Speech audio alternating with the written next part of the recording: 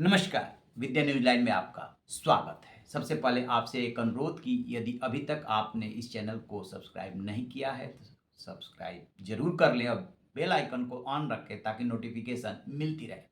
हाल के दिनों में यदि कोई संत महात्मा सबसे ज्यादा सुर्खियों में रहा तो वो है वृंदावन वाले प्रेमानंद जी महाराज। बातें खरी खरी करते हैं और रूह से करते हैं, प्रेम से लबालब है। बड़े बड़े सेलिब्रिटी पहुंच रहे हैं। लेकिन होता क्या है कि जब बहुत ज्यादा आप लाइमलाइट में आते हैं तो विवादों में भी आ जाते हैं। बेशक आपकी तरफ से कोई विवाद न शुरू किया गया हो, लेकिन विवाद हो ही जाता है, कंट्रोवर्सी हो ही जाती है। ऐसा ही कुछ हुआ है उनके साथ। एक चैनल के लिए पत्रकार ने इंटरव्यू किया तुलसी पीठाधीश्वर रामभद्राचार्य का। बड़े प्रकांड विद्वान हैं, कर्मकांडी भी हैं, कथा भी कहते हैं। उनसे सवाल पूछा गया प्रेमानंद जी को लेकर के कि उनकी दोनों किडनियां नहीं है फिर भी इतने दिनों से वो जीवित है, क्या ये चमत्कार है? तो उन्होंने कहा कि ये कोई चमत्कार ममत्कार नहीं है। सबसे पहले आपको बता दें कि प्रेमानंद जी ने कभी ये नहीं दावा किया कि ये कोई चमत्कार है।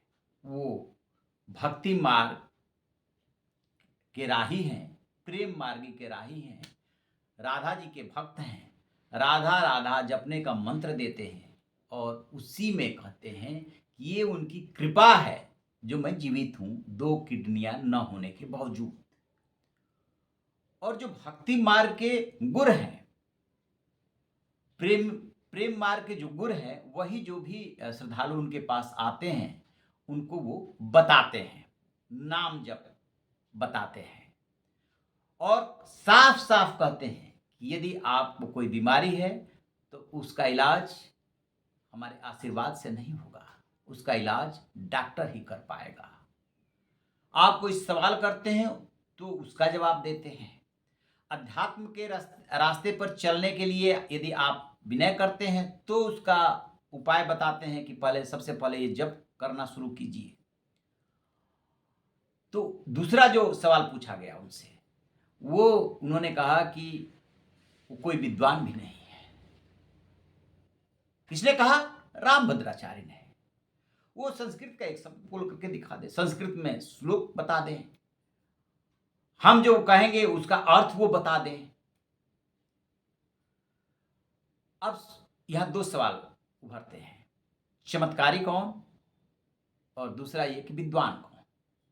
सबसे पहले विद्वान का सुनिए। कबीरदास जी क्या बोले? पोथी पढ़ी पढ़ी जगमुआ, पंडित भया न कोय, ढाई आखर प्रेम का, पढ़े सो पंडित हुए। विद्वान कौन? क्या जिसने बहुत सारी किताबें पढ़ रखी है, क्या जिसको बहुत सारी किताबों का ज्ञान है, वो विद्वान।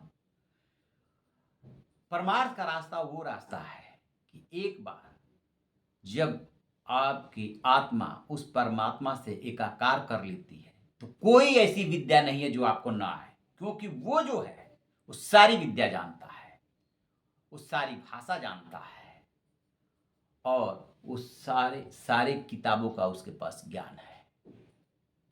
रामभद्राचार्य क्या कह रहे हैं?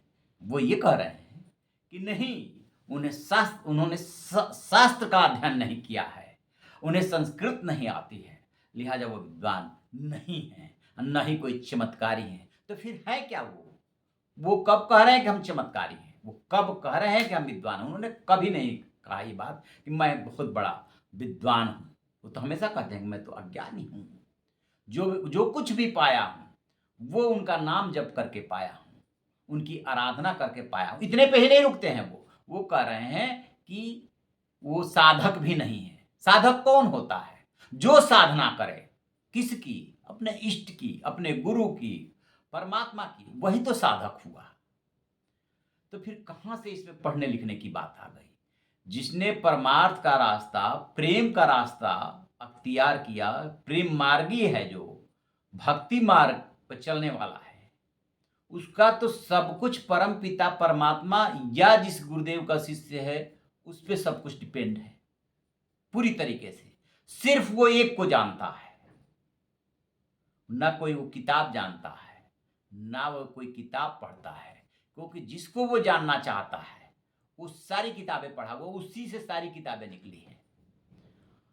लेकिन रामभद्राचार्य ने ये चुनौती दे करके और ये बात कह करके कि वो विद्वान भी नहीं है और वो चमत्कारी भी नहीं है, जिसने चमत्कारी होने का कोई दावा ही नहीं किया, जिसने विद्वान होने का भी दावा नहीं किया, उसको ये चैलेंज दे दिया।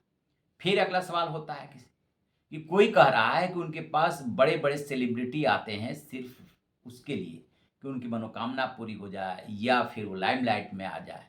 फिर तो वो और भड़कते हैं। अब आपको रामभद्राचार्य के बारे में बताते हैं।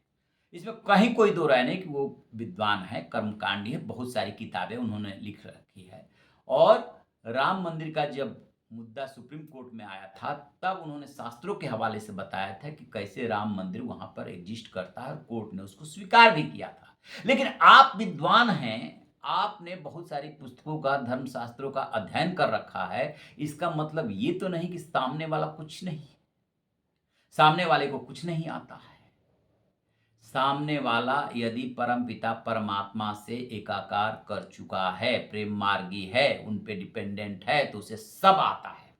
याद कीजिए जब स्वामी विवेकानंद शिकागो में बोल रहे थे, जिसने वो स्केच बनाया था, दूर खड़ा होकर के सुन रहा था स्वामी विवेकानंद को, वहाँ पे आकर्षण की उनकी ये स्थिति पैदा हुई थी कि जब आगे बढ़ते थे तो पब्लिक जो है टूट पड़ती थी, जब पीछे होते थे तो पब्लिक दौड़ने लगती थी और उनके शब्दों में जादू था। क्या उसके पहले किसी ने भाइयों एवं बहनों कह कर के संबोधित नहीं किया होगा?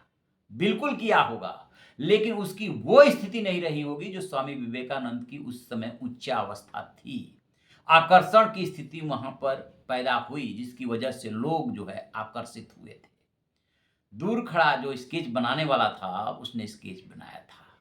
उसके पीछे उनके जो गुरुदेव थे, रामकृष्ण परमहंस, उनका भी स्केच बनाया स्वामी विवेकानंद के साथ-साथ। और जब वो बना करके उनको दिखाया था, तब उन्होंने कहा कि ये कहाँ से आपने लिया? बताया कि आपके पीछे मैंने देखा। वो नहीं बोल रहे थे, उनके गुरुदेव बोल रहे थे, जो राम और कृष्ण दोनों के अवतार थे। बहुत बड़े परमहंस थे, परम संत थे।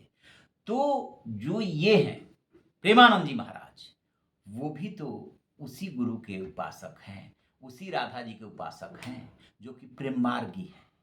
उन्होंने कृष्ण को कैसे प्राप्त किया? उसी प्रेम मार्ग से प्राप्त किया। उसी प्रेम मार्ग से प्राप्त करने की वो सबको बताते हैं, नाम जप के बारे में बताते हैं और कहते हैं कि उनकी कृपा से मैं स्वस्थ हूँ, अदरवाइज़ तो मेरी दोनों किडनी कब की खराब है। इसमें उन्होंने चमत्कारी होने का कब दावा किया? चमत्कार करने का कब दावा किया? ना ही कभी उन्होंने बहुत बड़ा विद्वान होने का दावा किया। बातें उन्होंने खरी-खरी की, लेकिन रामभद्राचार्य हैं कि वो अपनी धुन में बोलते हैं। अब इस पे बवाल हो रहा है, देखते हैं कि प्रेमानंद जी क्या बोलते हैं। जब तक प्रेमानंद जी का रिएक्शन नहीं आता, तब तक पता नहीं चलेगा कि वो इसको किस भाव से लेते हैं। कई बार वो कई बातों को इग्नोर भी कर देते हैं। सोशल मीडिया पे खूब बवाल हो रहा है। आपकी क्या राय है? कमेंट बॉक्स में ज़रूर बताइएगा। Thank you.